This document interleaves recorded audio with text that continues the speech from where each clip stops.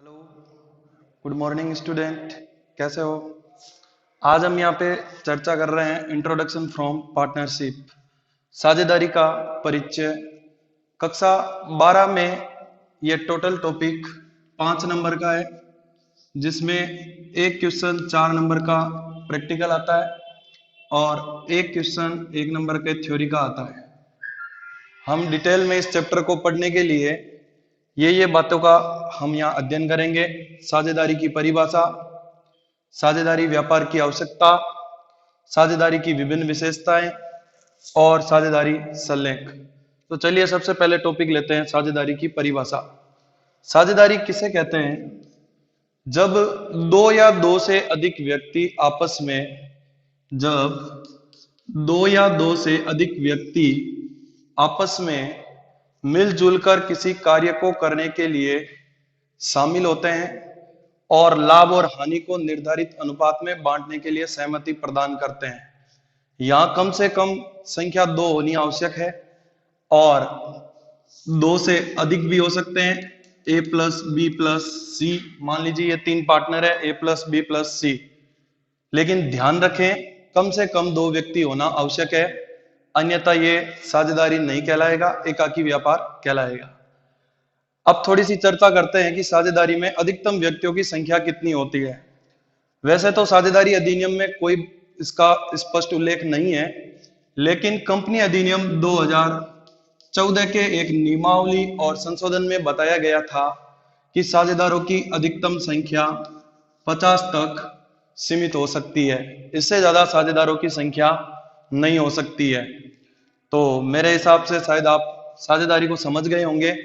एक बार पुनः, जब 2 या 2 से अधिक व्यक्ति किसी व्यापार को आपस में करने के लिए सहमत होते हैं और लाभ और हानि को निर्धारित अनुपात में बांटने के लिए तय करते हैं, उसे हम साधारण शब्दों में साझेदारी कहते हैं। तो चलिए अगला टॉपिक लेते हैं, साझेदारी व्यापार की आवश्यकता क्यों पड़ी। सबसे पहले बता दें कि व्यवसाय का सबसे प्राचीन रूप है अपना एकाकी व्यापार। एकाकी व्यापार व्यवसाय का सबसे प्राचीन स्वरूप है एकाकी व्यापार। एकाकी व्यापार किसे कहते हैं, इसकी चर्चा हमने पहले की थी। ऐसा व्यापार जिसमें एक ही व्यक्ति पूंजी लगाता है, समस्त प्रकार की जोखिम अकेला वहन करता है और लाभ हानि भी स्वयं ही वहन करता है। तो एकाकी व्यापार के दोषों को दूर करने के लिए साझेदारी की आवश्यकता महसूस हुई। एकाकी व्यापार के प्रमुख दोष क्या थे, इसकी डिटेल में यहां पे हम चर्चा करते हैं कि एकाकी व्यापार के प्रमुख दोष क्या थे। एकाकी व्यापार के प्रमुख दोष क्या क्या थे। सबसे पहला एकाकी व्यापार का दोष था सीमित पूंजी। सीमित पूंजी। दूसरा एकाकी व्यापार का प्रमुख दोष था सीमित संसाधन। तीसरा एकाकी व्यापार का प्रमुख दोष था सीमित प्रबंधकीय कार्यकुशलता। सीमित प्रबंधकीय कार्यकुशलता।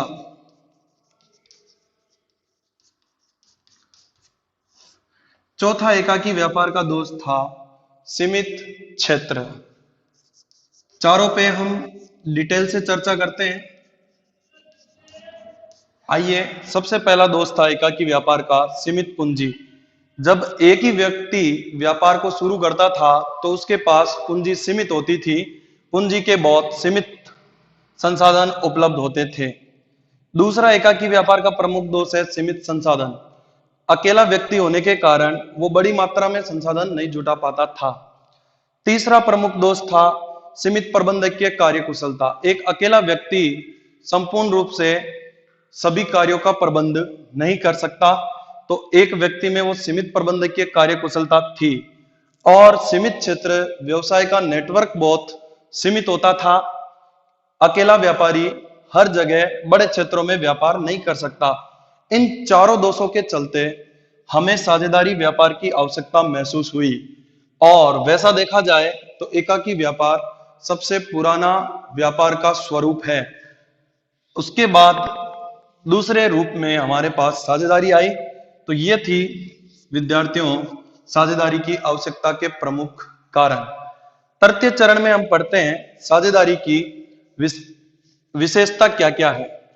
पहली विशेषता, दो या दो से अधिक व्यक्तियों का होना। तो वापस डिटेल से लेते हैं कि साझेदारी में कम से कम 2 व्यक्ति होने आवश्यक है और अधिकतम व्यक्तियों की संख्या 50 कर दी गई है। वैसे स्पष्ट रूप से साझेदारी अधिनियम में इसका कोई प्रावधान नहीं है, लेकिन कंपनी संशोधन नियमावली 2014 में साझेदारों की अधिकतम संख्याओं का निर्धारण किया गया है। उसमें साझेदारों की अधिकतम संख्या 50 बताई गई है। दूसरी विशेषता है समझौता या अनुबंध। जब ए और बी आपस में व्यापार करने के लिए सहमत होते हैं तो उन दोनों के बीच आपस में कोई ना कोई समझौता होना चाहिए, ठहराव होना चाहिए। अगली बात आती है कि यह समझौता कैसे होना चाहिए, लिखित या मौखिक। साझेदारी में समझौते दोनों प्रकार से होते हैं, चाहे तो कोई साझेदार लिखित समझौता कर सकता है और चाहे तो मौखिक समझौता कर सकता है। लेकिन भविष्य में होने वाले वाद विवाद से बचने के लिए लिखित समझौता सुरक्षादायी माना जाता है। अधिनियम किसी प्रकार के लिए बाध्यता नहीं करता है कि मौखिक समझौता तैयार करें या लिखित, लेकिन भविष्य में कोई वाद विवाद उत्पन्न न हो इसके लिए लिखित समझौता सुरक्षित माना जाता है। ओके, तीसरी विशेषता में चलते हैं। अधिनियम, भारतीय साझेदारी अधिनियम 1932 1 अक्टूबर 1932 को लागू हुआ था। भारतीय साझेदारी अधिनियम 1 अक्टूबर 1932 को लागू हुआ था और इस अधिनियम के लागू होने से पहले साझेदारी से संबंधित सभी प्रकार के प्रावधान भारतीय अनुबंध अधिनियम 1872 में पढ़े जाते थे। जब साझेदारी अधिनियम लागू नहीं हुआ तो इस अधिनियम की व्याख्या भारतीय अनुबंध अधिनियम 1872 में की जाती थी। तो यह अधिनियम था, 1 अक्टूबर 1932 को अस्तित्व में आया और संपूर्ण भारतवर्ष में जम्मू कश्मीर को छोड़कर लागू हो गया। उसके बाद अगली विशेषता में चलते हैं, असीमित दायित्व। साझेदारी व्यापार में प्रत्येक साझेदार का दायित्व असीमित होता है। वो फर्म के प्रत्येक ऋणों को चुकाने के लिए बाध्य माना जाता है। असीमित दायित्व का शाब्दिक अर्थ होता है, जैसे मान लीजिए ए और बी ने, ए ने 5,000 रुपए पूंजी लगाई और बी ने 6,000 रुपए पूंजी लगाई। इन दोनों की कुल पूंजी 11,000 रुपए हुई और व्यापार में 12,000 रुपए का नुकसान हो गया। तो इसे ए और बी व्यक्तिगत रूप से चुकाने के लिए उत्तरदायी माने जाएंगे। एकाकी व्यापार में भी व्यापारी का दायित्व असीमित था और साझेदारी में भी साझेदारी व्यापार में प्रत्येक साझेदार का दायित्व असीमित माना गया है। लेकिन इसी क्रम में एक अधिनियम बना था, एलएलपी एक्ट 2008। इसका फुल फॉर्मेट है limited liabilities partnership act. Partnership act ये 2008 में अस्तित्व में आया। जब से यह अस्तित्व में आया तो एलएलपी नाम की प्रत्येक साझेदारी में साझेदारों का दायित्व सीमित होता है, लेकिन इस प्रकार की साझेदारी में भी कम से कम एक साझेदार का दायित्व असीमित होना जरूरी है, वरना फर्म के प्रत्येक बाह्य ऋणों और बाह्य दायित्वों को चुकाने के लिए कौन बाध्य होगा। तो यह ध्यान रखें, सामान्य रूप में अगर आपसे पूछा जाए तो साझेदारी व्यापार का दायित्व असीमित होता है, लेकिन एलएलपी में पूछा जाए कि सीमित दायित्व वाली साझेदारी में साझेदार का दायित्व कैसा होता है, तो उसमें आपको बताना होगा कि सीमित दायित्व वाली साझेदारी में साझेदार का दायित्व सीमित होता है, लेकिन उसमें भी कम से कम एक साझेदार का दायित्व असीमित होना अनिवार्य है, वरना फर्म के ऋणों को चुकाने के लिए कोई बाध्य नहीं माना जाएगा। अगला और अंतिम विशेषता, पृथक अस्तित्व नहीं। इसका शाब्दिक अर्थ है कि प्रत्येक साझेदार एकाकी रूप से या सामूहिक रूप से फर्म को चलाने के लिए उत्तरदायी माना जाता है। उसका कोई पृथक अस्तित्व नहीं है। जितने भी ठहराव समझौते होंगे वो फर्म के नाम से होंगे और साझेदारों पर व्यक्तिगत रूप से भी लागू होंगे। कोई भी कार्य साझेदार व्यक्तिगत रूप से नहीं करेगा। सभी प्रकार के ठहराव और समझौते सामूहिक रूप से किए जाएंगे और प्रत्येक साझेदार पर वो स्पष्टतः लागू होगा और उसको वहन करने का उत्तरदायित्व प्रत्येक साझेदार का होगा। तो ये था पृथक अस्तित्व नहीं। अब हम अंतिम चरण की चर्चा करते हैं कि साझेदारी संलेख क्या है। साझेदारी संलेख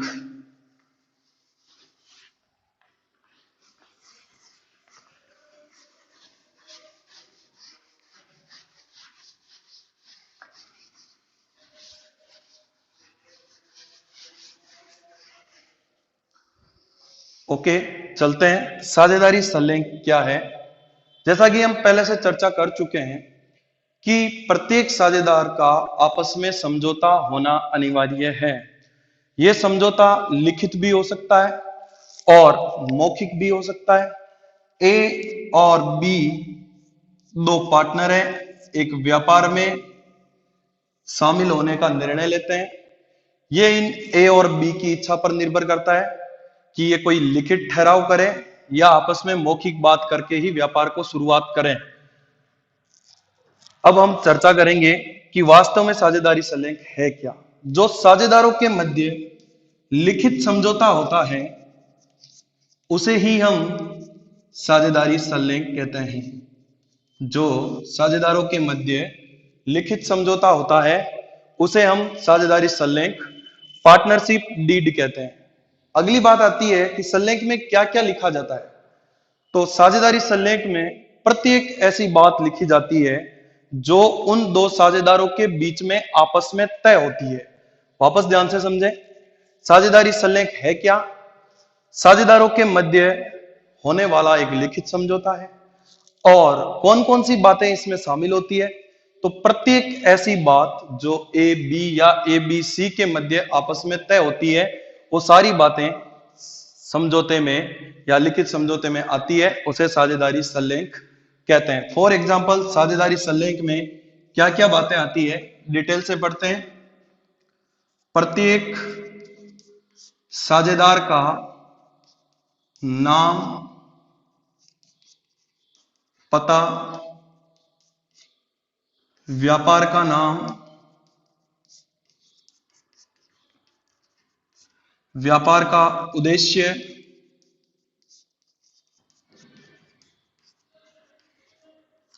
लाभ हानि अनुपात,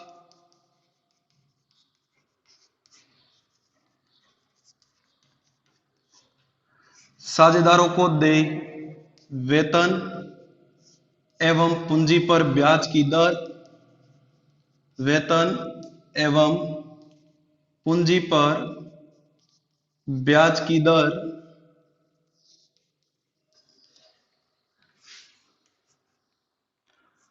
और लेखा पुस्तकें देखने का अधिकार।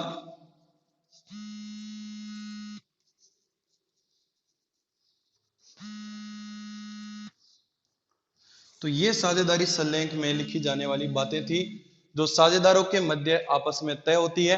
इसमें और भी बहुत सारी बातें हैं जिसका हम चर्चा कर रहे हैं।